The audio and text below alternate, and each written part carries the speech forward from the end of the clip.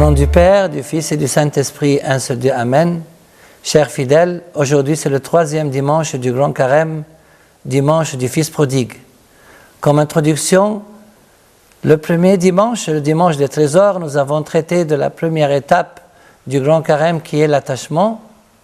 Dimanche dernier, le dimanche de la tentation, nous avons évoqué la deuxième étape du Grand Carême qui est l'acceptation. Aujourd'hui, le dimanche du Fils prodigue, nous allons aborder la troisième étape du Grand Carême qui est la décision.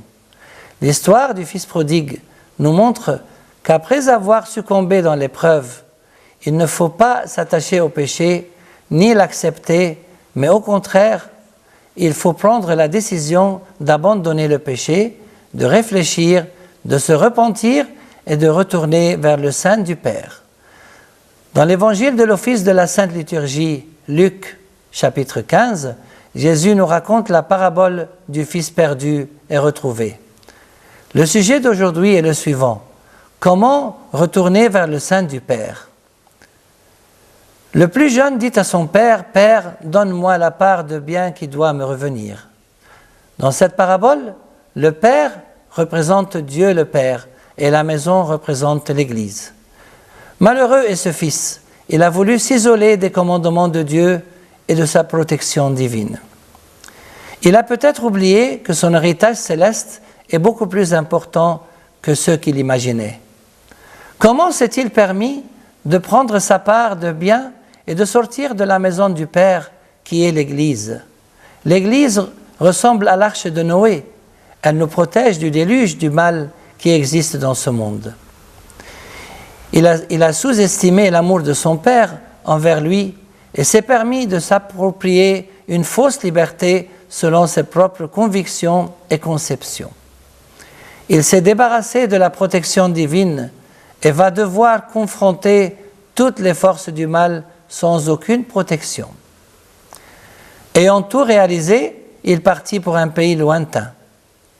Il rassembla tout ce qu'il avait de pensée, émotion, esprit, corps et instinct afin de s'isoler complètement de tout ce qui est divin et spirituel. Mais où se trouve ce pays lointain? David le psalmiste dit au Seigneur, « Où m'en aller pour être loin de ton souffle? Où m'enfuir pour être loin de ta face? Je gravis les cieux, te voici. Je me couche aux enfers, te voilà. » Notre jeune fils, croyait-il se cacher de la présence de Dieu dans ce pays lointain? Comme Jonas qui a voulu fuir Dieu, et comme Adam et Ève qui allèrent se cacher parmi les arbres du jardin d'Éden pour ne pas être vus par le Seigneur Dieu. En fait, ils voulaient s'échapper de la justice divine afin de se sentir libres. N'est-ce pas là l'attitude de nos enfants qui souvent disent non aux parents, aux professeurs d'école et peut-être également aux prêtres de l'Église? Il y dilapida son bien dans une vie de désordre. Que représentent ces biens? Ils représentent les dons, l'énergie et l'argent que Dieu lui a accordés. Il va les dépenser loin de Dieu, puis sombrer dans un vide total. Quand il eut tout dépensé, une grande famine survint dans ce pays. C'est la famine vers la vérité, vers le bien et vers la parole de Dieu qui rassasie son âme. Loin de Dieu, ce pauvre fils est mort spirituellement, moralement et même physiquement, mais il a fait son propre choix. Il alla se mettre au service d'un des citoyens de ce pays. Que représentent les citoyens de ce pays? Ils représentent le diable et ses soldats. Ils ont épuisé tout mon bien, ma liberté et ma volonté. Mes décisions ne sont plus miennes. Je suis devenu esclave de Satan qui ne me donne que des miettes de nourriture sans me rassasier, après avoir vécu comme un prince dans la maison de mon Père. Il est entré en lui-même. Ici, le jeune fils a pris la décision la plus courageuse et la plus importante de sa vie. Il est rentré en lui-même quand il a avoué devant Dieu et devant sa conscience qu'il est le seul responsable de ses actes sans se défendre ou chercher des excuses. Rentrant en lui-même, il a pu faire une évaluation de sa nouvelle situation loin de Dieu, ce qui lui a permis de prendre la décision qui convenait de retourner vers son Père. Combien d'ouvriers de mon Père ont du pain de reste, tandis que moi ici je meurs de faim. Le Saint-Esprit et la grâce de Dieu ont agi dans son cœur pour l'aider à prendre cette décision courageuse. C'est dans l'Église, la maison du Père Céleste, que nous trouvons le pain de la vie éternelle, le corps et le sang du Christ. Je vais aller vers mon Père et je lui dirai, « Père, j'ai péché envers le ciel et contre toi. Je ne mérite plus d'être appelé ton fils.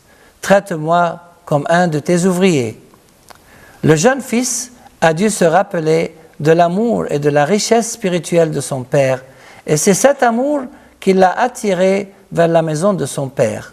La décision de quitter le pays lointain et de retourner vers le sein du Père constitue en fait le thème principal du Grand Carême. Comme il était encore loin, son père l'aperçut et fut pris de pitié. Il courut se jeter à son cou et le couvrit de baisers.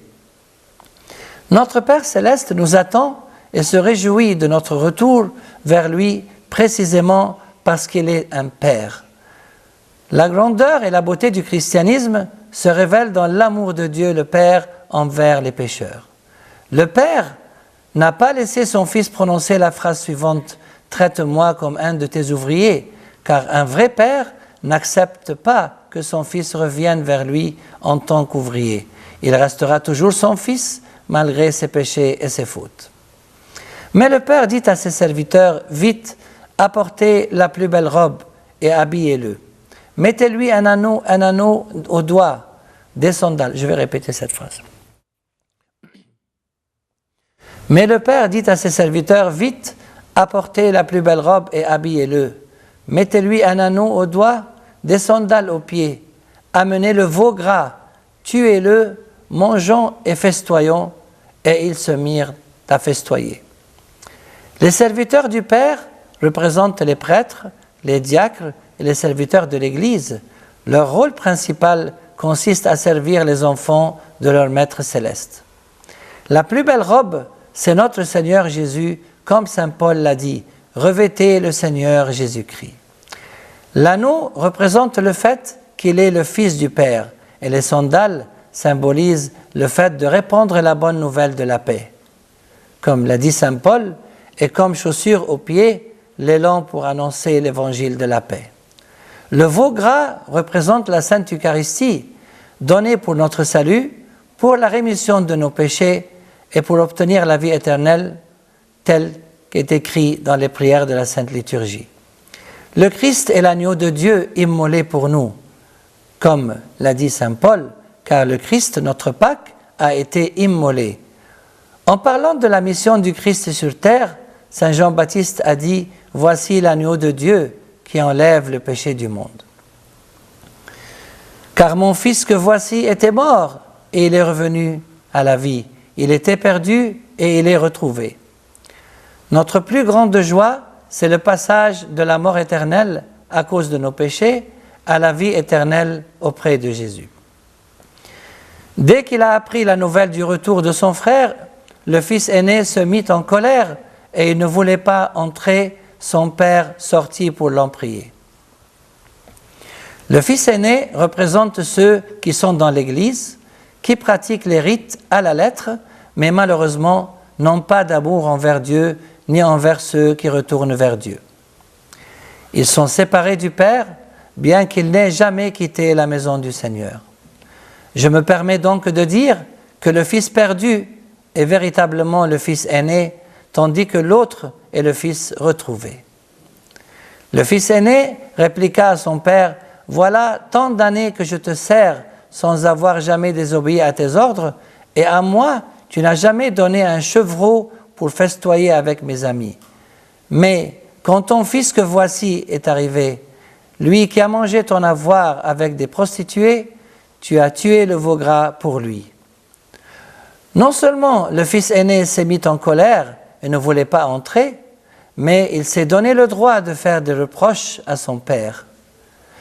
Comment oses-tu traiter ton Père céleste d'injustice? Ton Père qui te garde dans sa maison, dans son église, et qui t'a donné tout son amour, c'est un chevreau que tu attendais de lui? Comment oses-tu aussi prendre la place de Dieu et te permettre de juger ton frère d'avoir fréquenté des prostituées, alors que la Sainte Bible nous dit qu'il dilapida son bien dans une vie de désordre, sans parler de prostituées? Ce qui est étrange dans cette histoire, c'est que le Père n'a fait aucun reproche au Fils qui est revenu lui demander pardon, alors que le Fils aîné, sans pitié, a fait des reproches à son Père. Le Fils aîné a également commis une faute contre son frère en parlant de lui à son Père. Il a dit « ton fils que voici » au lieu de dire « mon frère ». Son cœur ne s'est pas réjoui du fait que son frère ait été retrouvé. Il n'a même pas prononcé le prénom de son frère. Et c'est pour cela que pour la première fois, son père lui fait la remarque gentiment en lui disant « ton frère que voici était mort », comme si le père voulait lui dire « n'oublie pas que mon fils est aussi ton frère ». Le père lui dit « mon enfant, toi tu es toujours avec moi, et tout ce qui est à moi est à toi. Mais il fallait festoyer et se réjouir parce que ton frère que voici était mort et il est vivant, il était perdu et il est retrouvé.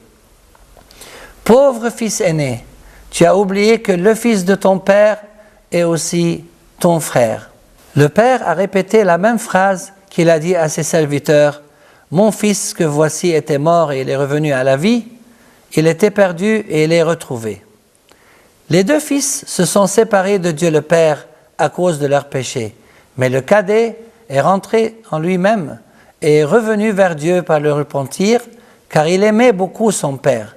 C'est pour cela que Jésus, en parlant de la pécheresse, a dit « Ses péchés si nombreux ont été pardonnés, c'est parce qu'elle a montré beaucoup d'amour. Mais celui à qui on pardonne peu, montre peu d'amour. » Quant au fils aîné, il n'aimait pas Dieu et détestait son frère. Il n'aimait que lui-même. Il était plein de jalousie et d'orgueil.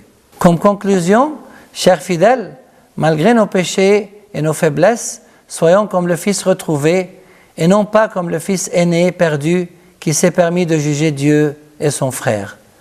Que Dieu le Père nous accepte toujours dans son Église et dans son cœur plein d'amour et de pardon, et gloire à lui éternellement. Amen.